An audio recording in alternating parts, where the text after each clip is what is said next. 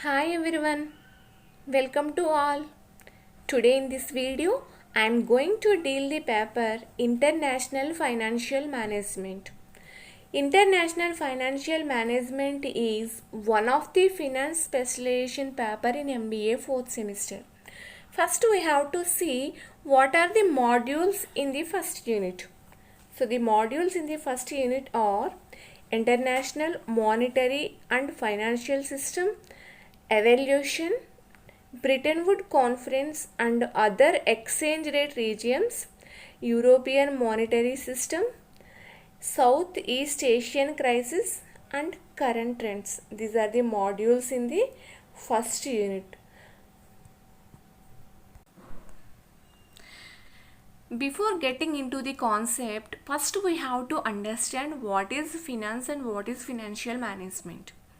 So, finance is how to make good decisions that involve money. So, finance is how to make good decisions that involve money.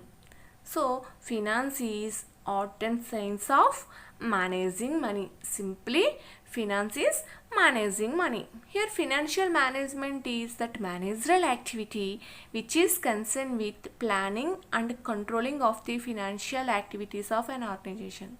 Here, now let's see introduction to the International Financial Management. International Financial Management concerned with the management of international business related functions. Management of international business related functions. Then what is international business? So here international business means carrying of business activities beyond national boundaries. Carrying of business activities beyond national boundaries. So the main commonly stated goal of your firm is to maximize its value and thereby maximize shareholders wealth. So commonly every organization main goal is to maximize their shareholders wealth.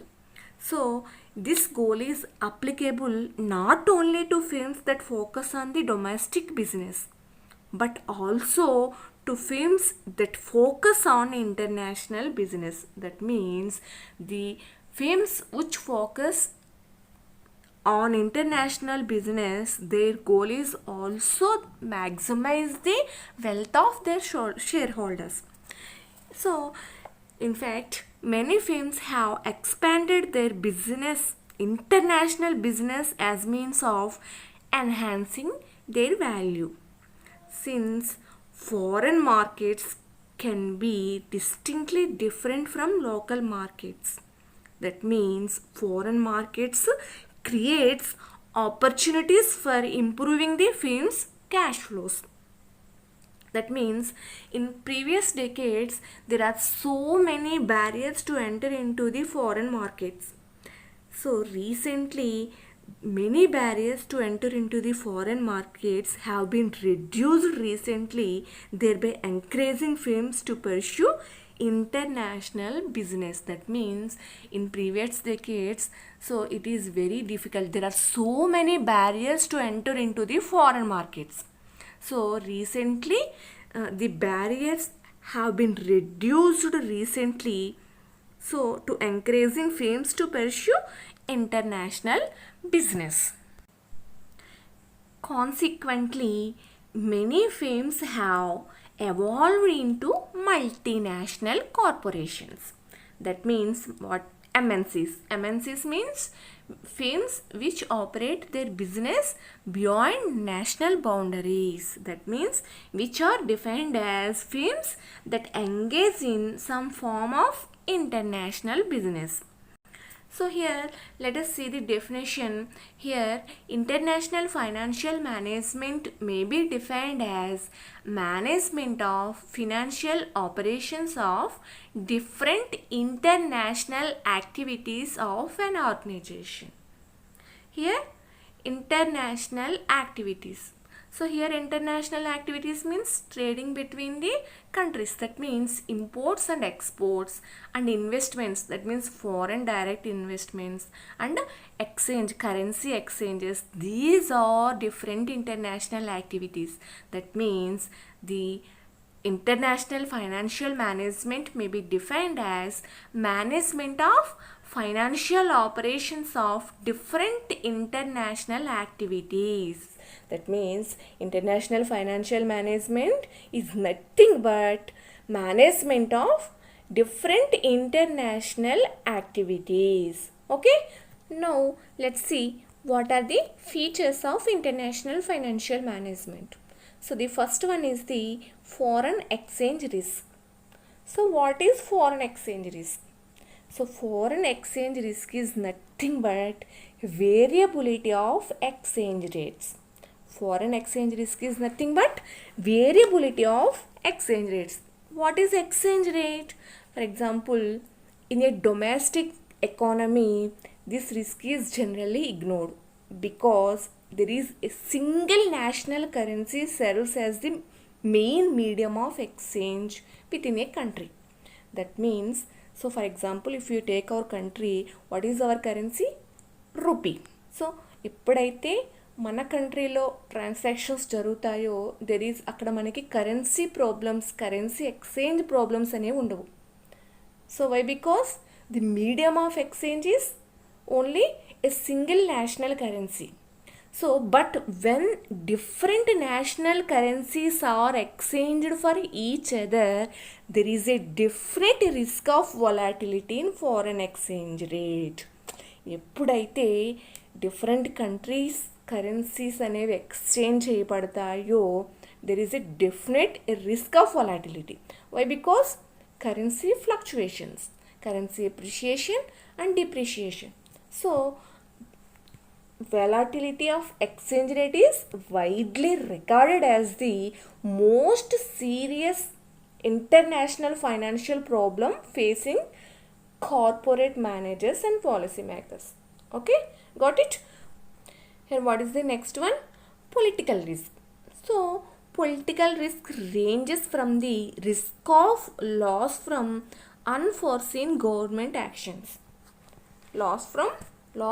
Even loss or gains from unforeseen government actions. Here it is the risk of losing money due to changes that occur in a country's government. So అంటే country government తీసుకునే actions వల్ల ఈ political risk అనేది వస్తుంది. So మనకి international finance అనేసరికి so అంటే that means MNC companies operate their business activities in different countries. So whenever the firm go to global, there are different type of risk faced by the MNCs. There are different type of risk facing by the MNCs. Here this is one of the political risk. That means different countries లో business operate చేస్తున్నప్పుడు ఆ government ఏదన్నా unforeseen actions ఏమైనా తీసుకోవడం మళ్ళీ risk అనేది జరుగుతుంది. అలాగే political actions and instability may make it difficult for companies to operate. For example act of wars, terrorism and trade barriers. These are all extreme example of political risk. For example, wars. So అంటే ఒక company different కంట్రీస్లో business activities అనేది expand చేసినప్పుడు so మనకి ఈ political risk అనేది ఉంటుంది. ఎందుకంటే వార్స్ రావచ్చు, అలాగే టెర్రరిజం యాక్ట్ ఆఫ్ టెర్రరిజం, అలాగే trade barriers. Trade barriers is nothing but tariffs, import quotas. So అంటే టరిఫ్స్ అంటే taxes added on imported products. ఏవైతే ప్రొడక్ట్స్ ఇంపోర్ట్ చేసుకున్న ప్రొడక్ట్స్ మీద వేసే ట్యాక్సెస్నే మనం టరిఫ్స్ అంటాం. So these are all causes to the political risk. And next one is the third one is the expanded opportunity sets. Here expanded opportunity sets. When firms go global, they also tend to benefit from expanded opportunities which are available now. That means firms can raise funds in capital markets where cost of capital is the lowest. What is cost of capital? Cost of capital is nothing but the required rate of return expected by suppliers. So అంటే cost of capital అంటే simply says the, so మనం ఏదైతే acquire చేసిన funds మీద మనం pay చేసే interest, dividend, వీటినే మనం కాస్ట్ ఆఫ్ క్యాపిటల్ అంటాం. సో ఎప్పుడైతే ఒక కంపెనీ అనేది ఇంటర్నేషనల్ యాక్టివిటీస్లో ఎంగేజ్ అయ్యిందో, సో అక్కడ సో దానికి ఒక ఛాన్స్, ఆ కంపెనీస్కి ఉన్న ఛాన్సెస్ ఏంటంటే, సో ఎక్కడైతే లో కాస్ట్ ఆఫ్ క్యాపిటల్ ఉంటుందో అక్కడ they can acquire the funds. Firms raise funds in capital markets where cost of capital is the lowest. In addition, firms can also gain from greater economies of when they operate on a global basis. Okay, and next one is the market imperfection. So that means domestic finance is that world markets today are highly imperfect. That means all markets are imperfect to some degree. Okay, so there are profound differences among national laws, tax systems, business practices and general cultural environments. ఎందుకంటే so మనకి అన్ని కంట్రీలోని loss అనేవి ఒకలా ఉండవు. అలాగే tax system, so different type of tax systems ఉంటాయి. అలాగే different types of business practices and cultural environments are also different in different nations. So this is the another feature of the international financial management. Okay, got it? Okay, thank you.